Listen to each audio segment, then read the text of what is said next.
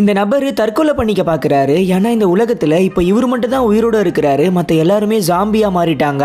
இவரு கடைசி நேரத்துல தான் ஆப்போசிட்ல இருக்கிற ஒரு பிளாட்ல ஒரு பொண்ணை பாக்குறாரு. அப்ப திடீர்னு காலு ஸ்லிப் ஆகி அப்படியே அந்த கயித்துல தொங்க ஆரம்பிச்சிடுறாரு. நல்ல வேளையா அந்த கயிறை சரியா கட்டாததுனால அப்படியே அந்த துணியோட அறுத்துக்கிட்டு கீழே விழுந்துடுறாரு. அதுக்கப்புறம் இவரு விண்டோ கிட்ட ஓடி போய் அந்த பொண்ணை பாக்குறாரு. அந்த பொண்ணு இவரை ஜாம்பின்னு நினைச்சுக்கிட்டு ஸ்கிரீனை இழுத்து விட்டுட்டு உள்ள போயிடுறா. அதனால இவரு நைட்டு தாடியெல்லாம் கட் பண்ணிக்கிட்டு மறுநாள் காலையில பேப்பர்ல நிறைய வேர்ட்ஸ் எல்லாம் எழுதி வச்சுக்கிட்டு அந்த பொண்ணு கிட்ட போய் பேசுறாரு. அந்த பொண்ணு இவரை பார்த்துட்டு நமக்கு துணையா இன்னொருத்தர் இருக்காருன்னு சொல்லிட்டு ரொம்பவே சந்தோஷப்படுறா. அதுக்கப்புறம் இவரு அந்த பொண்ணு கிட்ட சாப்பாடு தண்ணி எதுவுமே இல்லைன்னு சொல்லிட்டு ஒரு பேஸ்பால்ல கயிறு கட்டி அவகிட்ட தூக்கி போட்டுட்டு அந்த கயிறு வழியா வாட்டர் பாட்டில் அனுப்புறாரு. அந்த பாட்டில் வேகமா போய் இடிச்சு டமால்னு சத்தம் கேட்டுருது. அந்த சத்தம் கேட்ட உடனே ஒரு ஜாம்பி அந்த பொண்ணு இருக்கிற பில்டிங்க்கு அப்படியே தாவி தாவி ஏறுது. உடனே நம்ம ஹீரோ ஒரு பாட்டில் எடுத்து அந்த ஜாம்பி மேல அடிச்சு அதை இவன் பக்கம் திருப்பி விட்டுறான். அதுவும் அவளை விட்டுட்டு இவனை நோக்கி ஓடி வருது. உடனே இவன் ஒரு பேட் எடுத்து அப்படியே அடிச்சதை சாகடிச்சிடறான். கடைசியில ஒரு வாக்கி டாக்கியை வச்சுக்கிட்டு ரெண்டு பேரும் அவங்களுக்குள்ளேயே பேசிக்கிட்டு